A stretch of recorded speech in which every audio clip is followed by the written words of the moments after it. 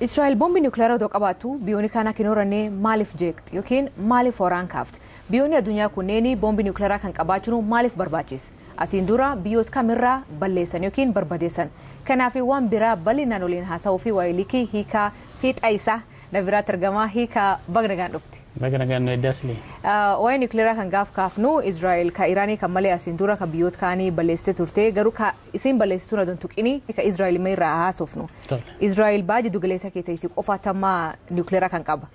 Isin qofti maaf horachuu dandeetti? Biyyoonni kaan maaf horachuu hin dandeenye? Tole sili kaataan ishiin itti niwukileeraa boombii niwukileeraa horatte iccitiidhaan boodadha kan ifa ba'e. Icciti kan ammoo kan ifa baase lammiidhuma biyya ishiitii niwukileeraa saayintistii niwukileeraa biyya Israa'elidha. Maqaan isaa Mardokaay Vanunu nama jedhamudha. Nama biyya Morokootti dhalate sanyummaan isaa Yuudii yookiin Jiwishiidha. Sana booda gara Israa'elitti godaanee achi buufatee achitti baratee saayintistii niwukileeraa ta'ee buufata niwukileeraa Israa'el kan gammoojjii Negeef keessatti argamutti hojii jalqabee teeknishaana wiirtuu yookiin immoo giddugala gabbisa sagantaa niwukileeraa Israa'elidha.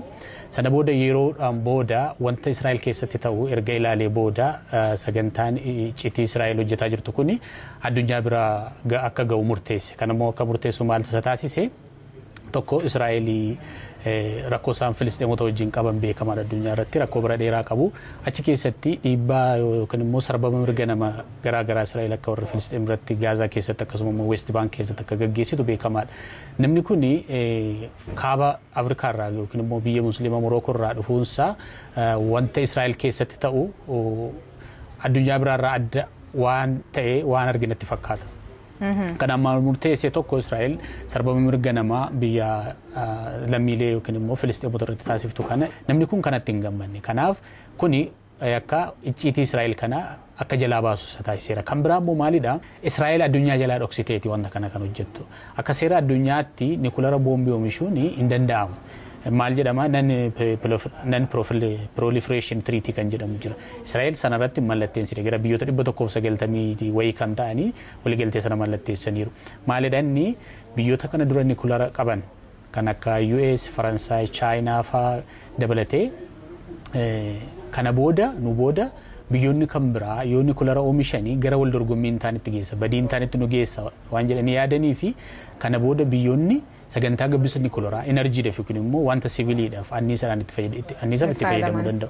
Garuu immoo boombii oomishuu yookiin immoo meeshaa waraanaaf jecha itti fayyadamanii dorgommii hin taane keessa addunyaa galchee addunyaa balleessa kan jirurraa non proliferation treaty kan jedhamu kun dhufe Israa'el sana mallatteessine jechuudha. Maaliif akka mallatteessine dirqama miti sana mallatteessuun garuu immoo biyyoonni yoo sana mallatteessan caalmatti nagaan hin bu'aa yookiin immoo nagummaatti itti dhaga'ama. Sana mallatteessine.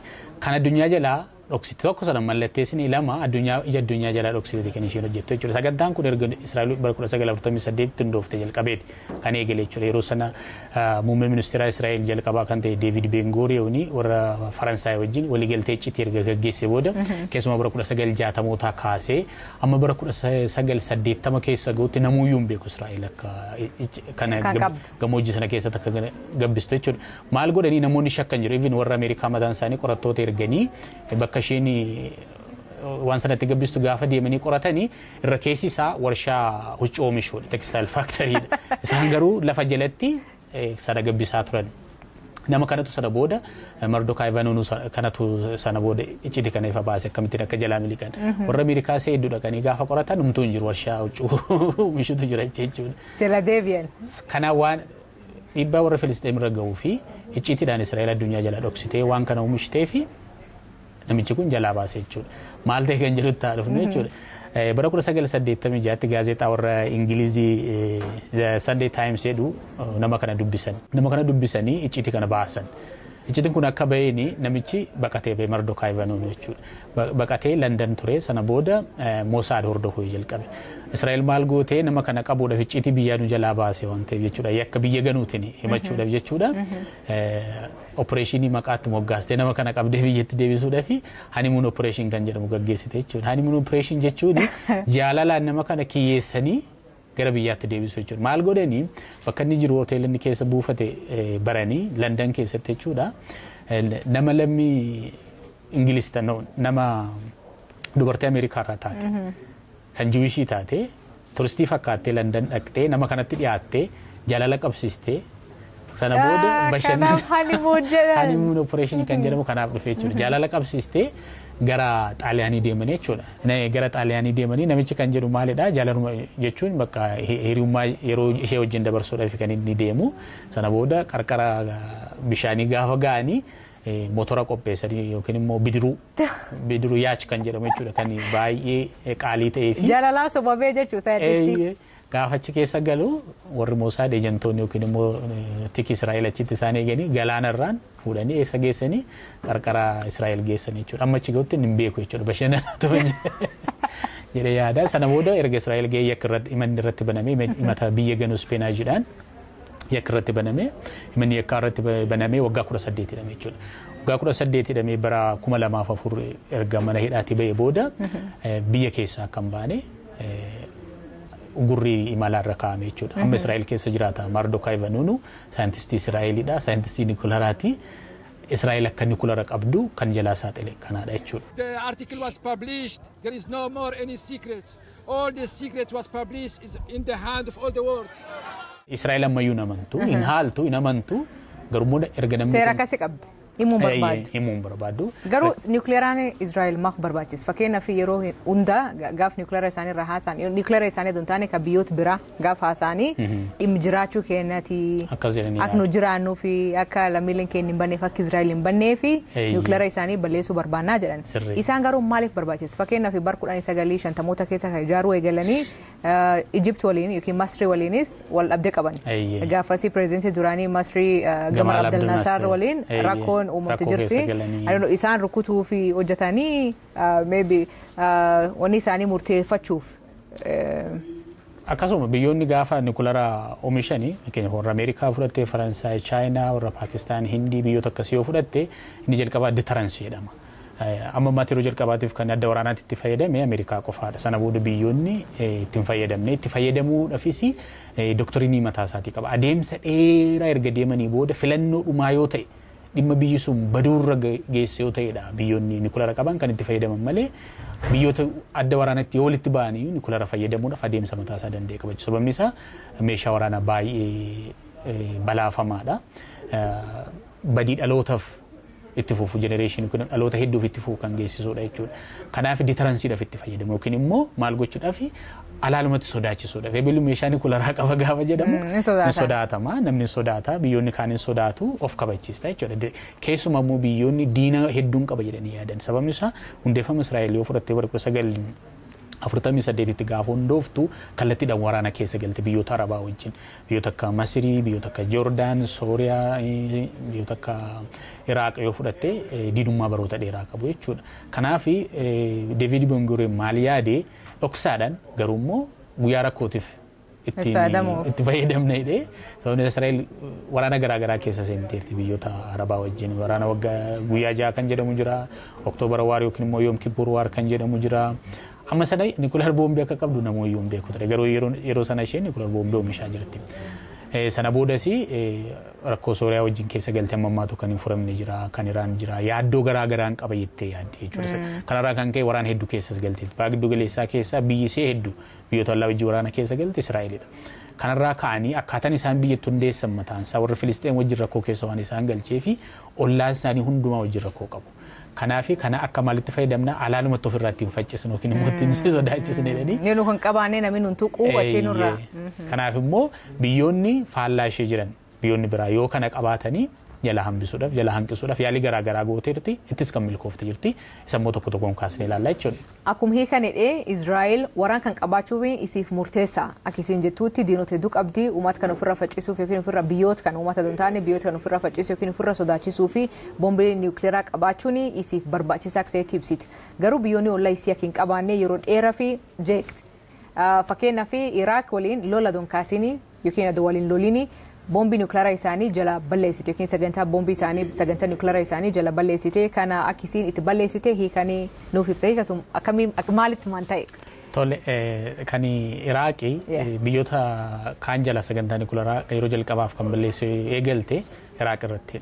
Iraaq maal goote Saddam Hussein yeroo sana Faransaay wajjin waliigalteedhuma ifa ta'e godhatanii turan. Maalidha waliigalteen suni gabbisa nukleeraa anniisaadhaaf yookiin immoo qorannoodhaaf kan gargaaru mootummaan Faransaay warra Iraaq wajjin waliigalee mootummaa Saddam Hussein wajjin waliigalanii naannoo Baagdaad magaalaa Baagdaad cinaa kiiloomeetira 9 hanga 10 kan jiru biratti buufata nukleeraa ijaaruu jalqaban jechuudha. Kan namuu beeku kan waliigaltee Faransaay wajjin taasifame kan immoo qorannoodhaaf yookiin immoo gabbisaa yookiin immoo madda anniisaatiif kan gargaaru yookiin immoo civilian purpose jedhama kun jechuudha. Isaaf gaafa waliigalanii Israa'el maal yaaddee Iraaq yookiin immoo Saddam Hussein nukleera anniisaadhaaf yoo gabbisuu itti fufe gara boombii nukleeraatti jijjiiruun salphaadha waan ta'eef kana hanqisuu qabna jedhanii murteessan jechuudha. Maalidha isaanii odeeffannoo qabna gara nukleera gabbisuu jira sababni isaa yeroo sana Saddam Hussein biyyoota naannoo sana jiran wajjin warra lixaa wajjin Israa'el wajjin ollaasaa Iraan wajjin iyyuu waraana keessa ture warra lixaa wajjin immoo waliigaltee hin qabu ture jechuudha sababni biyyoota garaagaraa weeraree ture Iraan weerareera Kuwait weerareera Saddam Hussein kana bara 1980 gaafa Iraan wajjin lolatti galanii Israa'eliif carraa gaarii uumamee ture jechuudha. Yeroo sana Saddam Hussein humna jabaa ijaaree ture baha giddu galeessaa keessatti keessumaa xayyaaronni inni fayyadamu kan Raashiyaa ture sirni ittisaa misaayilonni isaa ciccimoo turanii Raashiyaa irraa argata ture Raashiyaa wajjin walitti dhufeenya gaarii qaba ture waan ta'eef kan Israa'el akka yaaddoo biraatti ilaaltetti gara fuulduraatti baha giddu galeessaa keessatti humna na yaaddessu ta'uu danda'a jettee waa yaaddee fi gabbisni nukleeraa immoo yaaddoo biraatti ta'uu danda'a. Kanaaf maal murteessanii bara 1981 opereeshinii gaggeessuu murteessanii jechuudha. Yeroo Iraan wajjin lola keessa jirti Iraaq Saddam Hussein Iraan wajjin lola keessa galeera. Kana carraa kanatti fayyadamtee opereeshinii xayyaarota yeroo sana jalqaba Ameerikaa irraa argatte F-16 warra jedhamanii fayyadamtee buufata nukleeraa kan Iraan jalaa rukutte jechuudha. Yeroo sana mormiin Faransaay irraa ishee mudatee ture. Sababni isaa saayintistoota Faransaayidha kan ijaaraa jiru jechuudha. Loltoota Iraaq qofa osoo hin taane gaafasii lammiin nagaa ka Faransaayii jala ajjeefamee ture. Namni saayintistii yookiin immoo hojjetaan lammii Faransaay achi keessa hojjetu tokko jala du'eera. Namoonni warra Iraaq kan biraa namoonni 10 ajjeefamaniiru. Akkaataan Israa'el opereeshinii sanatti gaggeessite warra Faransaay akka mufachiisnetti. Sababni isaa guyyaan itti gaggeeffame jedhamu guyyaa sanbata guddaa yookiin immoo dilbata jedhamudha. Warri Faransaay sababa kiristaana ta'aniif guyyaa sana yeroo baay'ee tariitii achi keessaa ba'anii mana ooluu danda'u boqochuu danda'u yookiin immoo bakka biraa yookiin immoo charchii yookiin waldaa dhaquu danda'u jedhanii waa yaadaniif clinical operation jedhama suni guyyaa sanbata guddaa yookiin dilbata akka gaggeeffamu godhanii akkuma isaan jedhan lammiin Faransaay yookiin immoo qorattoonni yookiin saayintistoonni Faransaay baay'een achi keessan duune nama tokkotu jalaa du'e kan warra Iraaq nama 10tu du'e. Sana booda mootummaan Saddam Hussein gabbisa nukleeraatti fufuu hin dandeenye salmaan dhaabate jechuudha. Akkasitti akkuma settee gaafasii mootummoonni lixa guddaa balaaleffatan Faransaay dabalatee garuu itti gaafatamummaa fudhatam jira. Hin fudhatam namuyyuu Israa'elis hin beeksisne Saddam Husseinis hin beeksisne sababni isaa Saddam Husseiniif kuni kufaatidha. Israa'el dhuftee xayyaara isitti rukutte jechuun kan uummatatti ibsuun isaaf akka kufaatitti ilaalama. Kan Israa'elis hin beeksistu beekamaadha. Biyya namaa keessa seenti opereeshinii gaggeessu jechuun yakka akka weeraraatti ilaalama waan ta'eef hin amantus hin haaltus jechuudha. Kanatti fayyadamti. Kanaaf gaggeessuun ishii beekamaadha. Kan ammoo mootummaan yeroo sanaa mootummaan Saddam Hussein hin beeksisne Israa'elis hin beeksisne kan Iraaq akkasitti dhabame jechuudha sirni. Ka Iraaqii malee bara 2007 Israa'el ka Siiriyaa rukutte yookiin ka Sooriyaa rukutte ka isaanillee jala barbadeessite. Ka Sooriyaa kan rukutu maaliif barbaachise?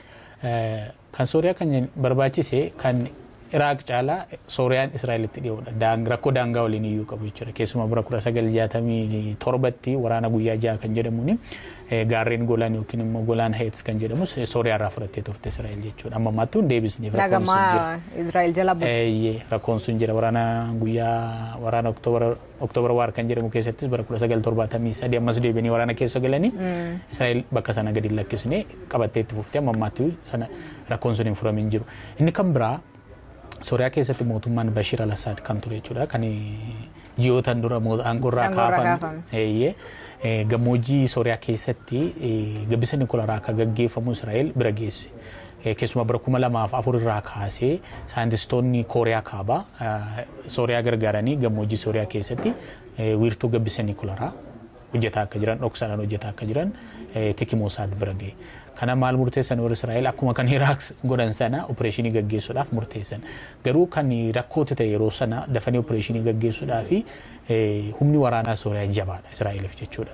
Ittisni qilleensa isaa baay'ee jabaadha. Maal godhanii karaa daangaa Turkiitiin deemanii sababni isaaf karaa kallattii Israa'eliin yootti dhaqanii beekamaadha achirraan Israa'el nutti diinummaa qabu eegumsi numa jiraata jechuudha. Sirni ittisaa cimaatu jira. Karaa Turkiitiin Sooriyaa waan hin eegne fi karaa daangaa Sooriyaatiin karaa daangaa Turkiitiin miliqanii achiin gammoojjii Sooriyaa keessatti kiiloomeetira 450 Damaasqoo irraa magaalaa guddoo Sooriyaa Damaasqoo irraa kan argamu achi keessatti buufatanii kolaaraa jalaa barbadeessanii jechuudha. Kuni kan yeroo sana Bashir al-Assad pirezidaantiin Sooriyaa yeroo sana kan ji'oota muraasa dura hidhattoota naannoo irraa kaafame gadi ba'ee xayyaaronni waraanaa Israa'el buufata waraanaa Sooriyaa keessatti kan argamu gamoo wayii rukutanii deeman kan jedhu akka buufanni nukulaaraa rukutame beeka garuu buufata nukulaaraa rukutame jedhee uummata Sooriyaatti yoo hime qaaniidha jechuudha maal jettee akkasii. Kulleen akkuma Sadaam Huseen dhufata. Warri Israa'el immoo silaayyuun dubbatan biyya namaa keessa seenanii haleellaa gaggeessuun akka waraana labsuutti ilaalama waan ta'eef barbadeessanii garuu barbadeessanii jedhanii hin dubbanne uummata itti labsine kan Sooriyaas xayyaaronni Israa'el dhufanii buufata waraanaa gamoo rukutanii deeman jedhee dubbate garuu bara 2000 fi waggoota hedduun booda bara 2018 Netanyaahuun gadi ba'ee maal jedhee humni waraanaa Israa'el tiki Israa'elii fi mootummaan Israa'el yaaddoo nukulaaraa Sooriyaa barbadeessina hambiseera Israa'el amma nagaadha karaa Sooriyaatiin yaaddoo nukulaaraa hin qabu kan jedhu ifatti Netanyaahuun gadi ba'ee dubbate jechuudha bara 2018 bifa kanaan kan Sooriyaa kan Iraaq kan jalaa rukutte. Barkana immoo gara Iraanitti dhufte. Yaadi isaanii kaanuma. Nageenya isaaniif jiraachuu isaaniif jiraachuu kennaafuu Israa'el jiraachuu fi yaaddoo qabnaa jedhanii Iraan haleelan. Ka Iraanii ammoo dhufachuu hin dandeenye. Rukutuus hin dandeenye. Gargaarsa Ameerikaa gaafatti. Ka Iraanii kan irraa mee haatuun dhufu. Tole rakkoon Iraanii fi Israa'el jidduu jiru gara waggaa 50tti dhiyaate. Keessumaa bara 1979 warraaqsa Iraan keessatti gaggeeffameen mootummaan yeroo sana sirna gonfootiin bulu sirna Shah kan jedhamu aangorraa kaafame. Yeroo sana biyya baqaa kan ture Ruhollah Khomeini aangoo qabatee baha giddu galeessaa keessatti hariiroo yookiin immoo tarsiimoo kana dura Iraan hordofaa turte guutummaan jijjiire. Akkasuma immoo walitti dhufeenya Iraan sana dura biyyoota lixaa wajjin qabaataa turte guutummaan jijjiire. Akka dhufeeni Ruhollah maal godhe Ripaabilika Islaamaa Iraan hundeesse. Kun immoo kallattiidhumaan guyyaadhuma jalqaba dhufee kaasee biyya hamba biyya Awurooppaa ture dhufee gaafa Iraan buufata xayyaaraa ga'u Israa'eliin maal jedhee Ameerikaan maal jedhee waame Ameerikaan seexana guddoodha. Israa'el immoo seexana xiqqoodha. Maal jedhanii yaadu Ripaabilikni Islaamaa Iraan Israa'el biyya walabaatiidhaan itti yuunfudha jechuudha haga ammaatti. Sana dura mootummaan sana dura ture biyyoota Arabaa yookiin immoo biyyoota Musliimaa keessa Israa'el biyya ta'uu ishii Turkiitti taanee jalqaba kan beekamti kenne Iraan. Sana booda warraaqsa bara 1979 gaggeeffameen mootummaan haaraan dhufe Israa'el wanta jedhamtu hin jirtu. Bakka buutuu Ameerikaati baha giddu galeessaa keessatti. Wanta qaama Ameerikaan baha giddu galeessaatti hin jeeqxudha warra Zaayonistiidha kan asitti hundaa'e warra Filisxeem irraa lafa fudhatee kan jedhuun beekamtiin kennanii fi kallattiidhaan hariiroon isaanii gargar cite jechuudha bara 1979 irraa kaasee jechuudha. Sana booda diinummaan isaanii jabaataa deeme. Iraan bara 1980tti gaafa Iraaq wajjin lolatti galtu Ameerikaa fi Israa'el harka lafa jalaatiin meeshaa waraanaa geessafii turan jechuudha. Israa'el keessumaa meeshaa waraanaa Ameerikaa fuutee gara Iraan geessafii turte. Walitti dhufeenyi isaanii hin haarofne garuu Saddam Hussein caalmatti waan jibbanii fi waan hin barbaannee fi Iraan hin gargaaran yeroo sana lola Iraan Iraaq wajjin gaggeessitu irratti gaggeessaa turan garuu hariiroon isaanii hin fooyyofne. Sana booda Hameeniin bara 1989tti dinatti fakkaata gaggeessaa olaanaa Iraan kan amma Ayatollah Khameneiin gaafa aangoo qabatanii sana caalayyuu cimsanii itti fufan jechuudha. Diinummaan isaanii sanaan itti fufee sana dura Israa'el Iraanii gabbisa nukulaaraa jalqabdee turte ifatti beeksisteetti. Enerjii yookaan anniisaa dhaafan itti fayyadama kan jedhu ijannoo ishiiti yeroo garaa garaatti kana beeksise.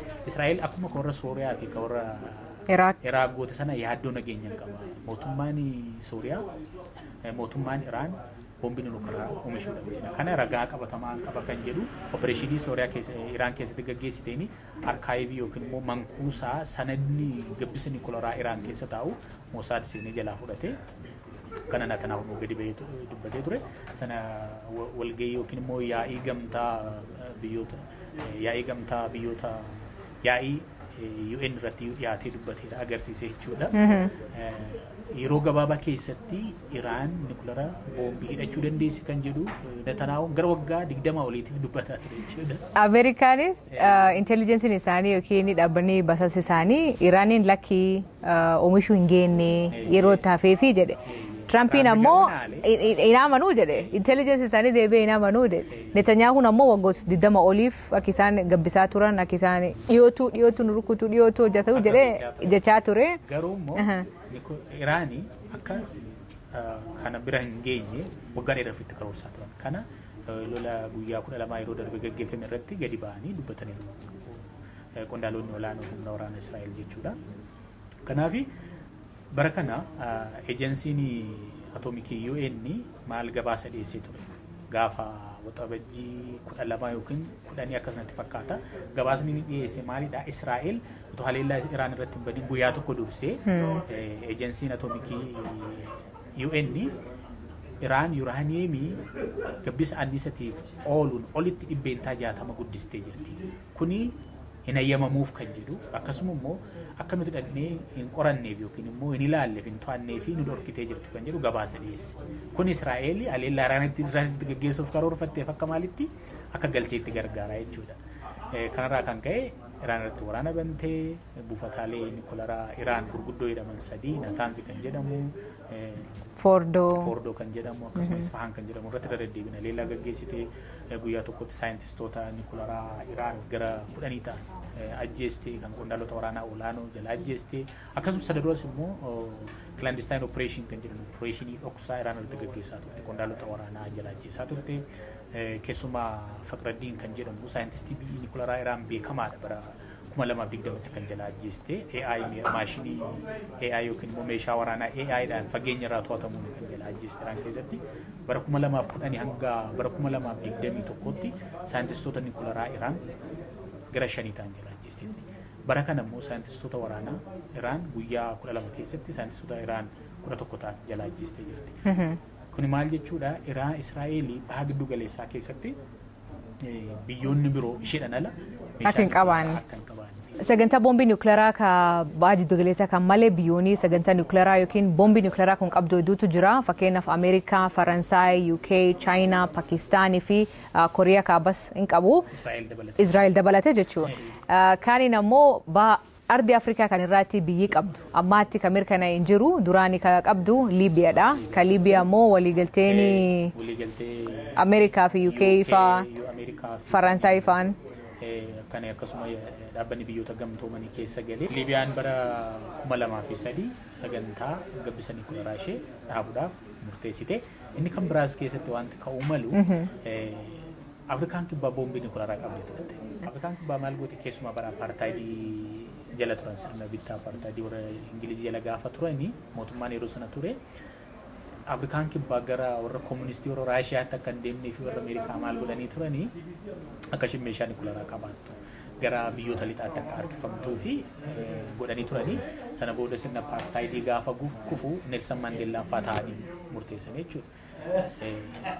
Boombii nukleeraa qabaachuu dhabu yoo dhabne nuuf wayii nagaadha. Maal ta'uu qabna nuti mallattoo nagaa ta'uu qabna jedhanii maal murteessanii ifatti boombii nukleeraa isaanii mancaasuudhaaf barbadeessuudhaaf murteessanii waliigaltee NPT kan jedhamu immoo non-proliferation treaty kan jedhamu keessa galanii boombii nukleeraa hin qabnu mancaasneera nagaa barbaanna biyyoota biraatiif mallattoo nagaa ta'uu barbaanna kan jedhuuni Afrikaan kibbaa boombii nukleeraa ishee barbadeessite jechuudha. Biyyoonni kaanii maaliif horachuu akka hin dandeenye akkuma ibsame kana fakkeenyaaf Israa'el jireenya ofiitiif sodaatu yookiin yaaddoo nageenya qabduu fi biyyoonni baha giddu galeessaa keessaa akka sagantaa nukleeraa kan hin qabaanne gochaa jirti.